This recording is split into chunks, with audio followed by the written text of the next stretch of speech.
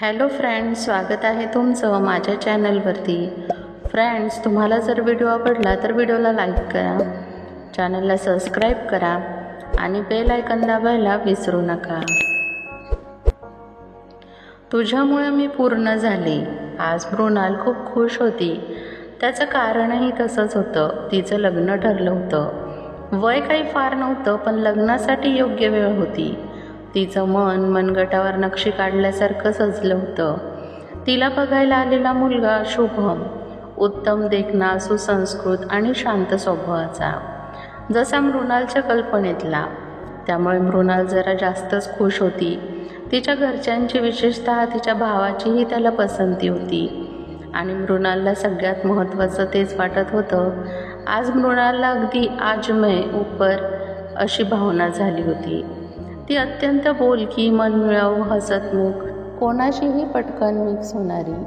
आणि शुभम अगदी याउलट, शांत, मोजकं बोलणारा, पण सभ्यतेचा परिपाठ असलेला. लग्न ठरलं आणि तारीखही निघाली. मृणालच्या मनात वेगवेगळे प्लॅन सुरू झाले. नवीन कपडे, फर्स्ट डेट, कोणती गाणी, कोणते गिफ्ट्स, सगळं मनात ठरलेलं. पण शुभम फारसा फोन करत नसे. त्याचं म्हणणं असायचं, मला प्रत्यक्ष भेटायला जास्त आवडतं, फोनवर नाही. मृणाल हे मान्य करत असली तरी मनात थोडी अस्वस्थता असायची. कदाचित तो मला मनापासून नाहीच आवडत, की त्याचं कुठे दुसरीकडे लक्ष आहे. पण ती ते विचार बाजूला ठेवून पुन्हा हसतमुख राहायची. विशेषतः तिच्या भावासोबत जास्त वेळ घालवायची. तोच तर तिचा खराखुरा बेस्ट फ्रेंड होता. 4 महिने उलटले. त्यांचा साखरपुडा झाला.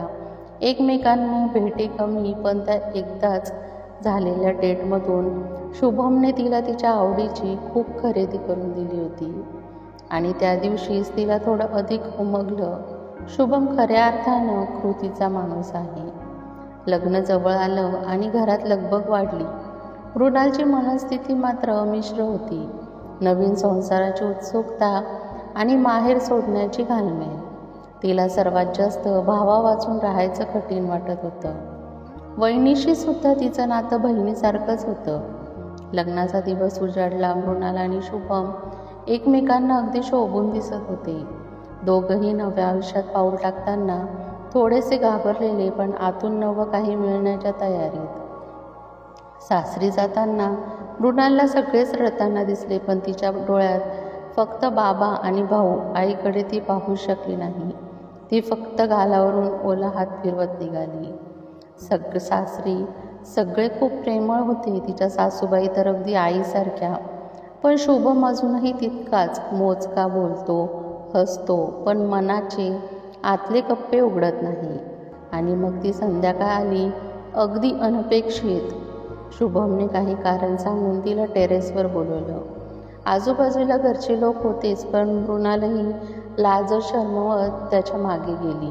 तेव्हा शुभम तिला थोडा वेळ गप्प राहून म्हणाला, मृणाल, मी बोलून दाखवत नाही, पण तू मला खूप आवडायला लागली आहेस. तू नसशील तर काहीच नसेल. तू माझ्या आयुष्यात आलीस हेच माझं भाग्य. मृणालचे डोळे भरून आले. ती फारसं बोलली नाही, पण त्या शांत संध्याकाळात तिच्या डोळ्यातून वाहणाऱ्या आनंद अश्रूंनी सगळं सांगितलं. ती मनातच म्हणाली, हीच आहे अरेंज मॅरेजची खरी गंमत. हळूहळू अपरिचयाचं प्रेमात बदलणं. आता वाटतंय तुझ्यामुळे मी पूर्ण झाले. लग्नानंतरचे काही दिवस म्हणजे अक्षरशः स्वप्नासारखे होते.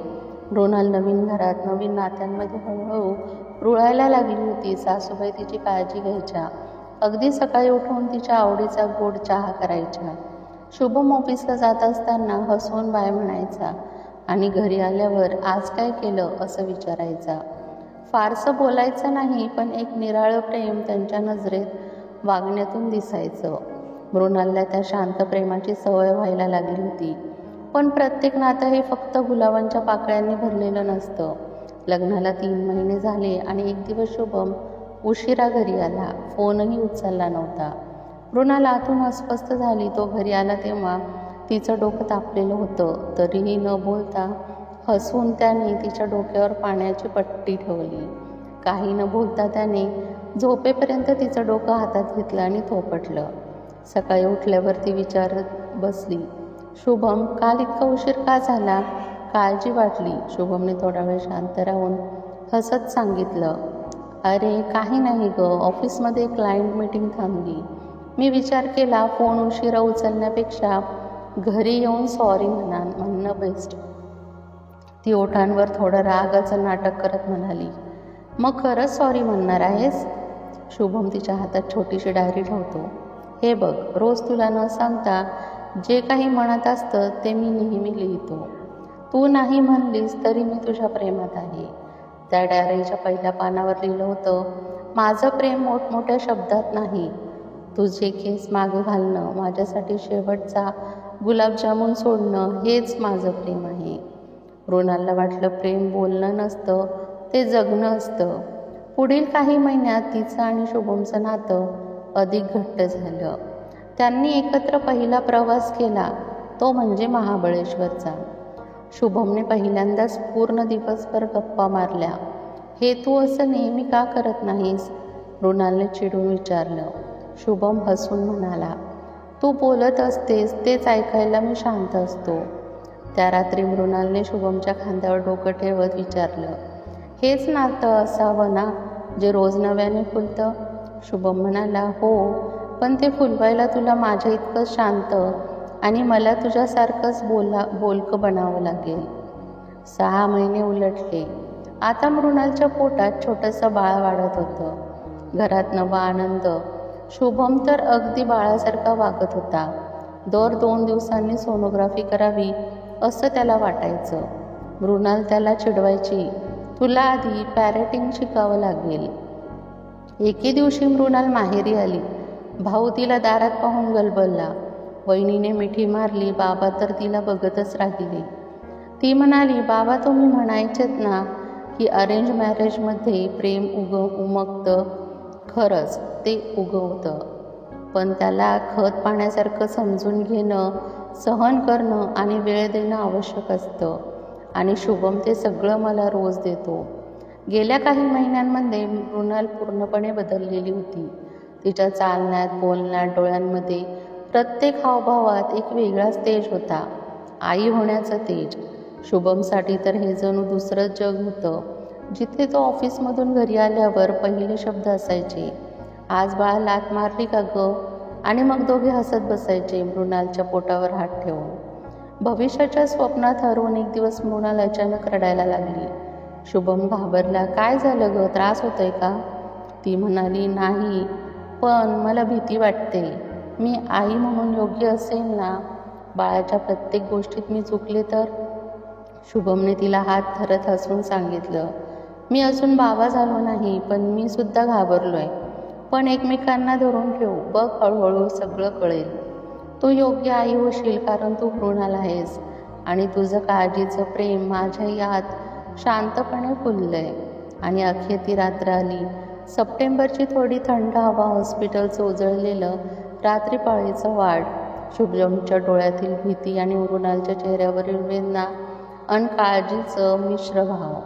10:47 एक छोटंसं गोंडस बाळ या जगात आलं. नर्सने शुभमच्या हातात बाळ दिलं. तो थरथरला, डोळ्यात पाणी आलं. मृणाल, ही आपली संपूर्ण कहाणी आहे, ही आपली पूर्णता आहे. मृणाल फक्त हसली, थकलेली पण समाधानी. शुभम, आज तू मला आई केलंस आणि बघ तुझा शांत स्वभाव तिच्या चेहऱ्यावर आलाय. घरी आल्यानंतर सगळं घर गजबजून गेलं. शुभमची आई अगदी देवळात नवस फेडायला गेली. मृणालच्या भावाने चक्क रडूनच टाकलं. ताई आई झाली म्हणजे मी मामाच झालो. मृणाल वहिनीला मिठी मारून म्हणाली, हे नातं आपल्याला अजून घट्टच जोडलं ग. रात्री बाळ झोपलेलं. मृणाल शुभमच्या खांद्यावर डोकं ठेवून हळूच म्हणाली, शुभम, आयुष्य एवढं सुंदर असतं हे कधी वाटलंच नव्हतं. तुझ्या शांततेचं माझं अस्तित्व सापडलं. शुभम म्हणाला, आणि तुझ्या बोलक्या प्रेमातच माझ्या शांततेला अर्थ मिळाला. दोघंही एकमेकांकडे पाहत राहिले. कोणताही शब्द न वापरता एकमेकांमध्ये पूर्ण होऊन आईबाबा झालेले मृणाल आणि शुभमसाठी आणि त्या छोट्याशा जीवासाठी ज्याचं नाव त्यांनी ठेवलं होतं संध्या. ती संध्याकाळ आठवून ज्या दिवशी त्यांनी प्रेम कबूल केलं होतं. वर्ष सरली. संध्या आता 7 वर्षांची झाली होती. हुशार, गोंडस आणि अगदी मृणालसारखी बोलकी. पण तिच्या डोळ्यात काहीसं शुभमचं शांत गोडव्याचं प्रतिबिंब होतं. मृणाल आता एका खाजगी शाळेत शिक्षक होती. आई पण आणि स्वतःचं आयुष्य यामध्ये ती तोल राखत होती. शुभम अजूनही शांत पण आता जरा अधिक बोलका झाला होता. संध्यासोबत खेळताना, शाळेतील प्रोजेक्ट्समध्ये हातभार लावताना आणि मृणालसाठी चहा करताना. त्या संध्याकाळी त्यांच्या लग्नाच्या 10व्या वाढदिवशी तिघेही एकत्र गच्चीत बसले होते. संध्या आपल्या पुस्तकातली गोष्टी सांगत होती. शुभम तिला ऐकत होता. मृणाल तिच्याकडे पाहत होती. तिच्या नात्यांचं हे सुंदर चित्र पूर्णतेच्या शिखरावर पोहोचलं होतं. शुभमने मृणालकडे पाहून हळूच विचारलं, मृणाल, कधी वाटलं होतं का गं आपण इतकं सुंदर आयुष्य जगू? ती हसली, डोळे ओले करत म्हणाली, शुभम, तू फार बोलत नसलास तरी तुझ्या प्रत्येक शांत नजरेत मला प्रेम जाणवलं. माझं पूर्णत्व तू होतास. आता आपण दोघं संध्याच्या रूपाने पूर्ण झालो आहोत. संध्याने दोघांच्या हातात घेतले. आई बाबा, मी पण तुमच्यासारखंच प्रेमळ बनायचं. हे दोघं एकमेकांकडे बघून हसले. जणू त्या गप्पा गोदडीखाली एक नवीन वळण पुन्हा सुरू होणार होतं. प्रेम हे मोठमोठ्या गोष्टीत नसतं, ते रोजच्या लहान सहान क्षणांमध्ये असतं. शांत असलेल्या नजरेत, एखाद्या कप चहाच्या, मुलीच्या हसण्यात आणि तुझ्यामुळे मी पूर्ण झाले या एका वाक्यात. फ्रेंड्स, व्हिडिओ आवडला असेल तर व्हिडिओला लाईक करा, चॅनलला सबस्क्राईब करा आणि बेल आयकॉन दाबायला विसरू नका. व्हिडिओ बघितल्याबद्दल धन्यवाद.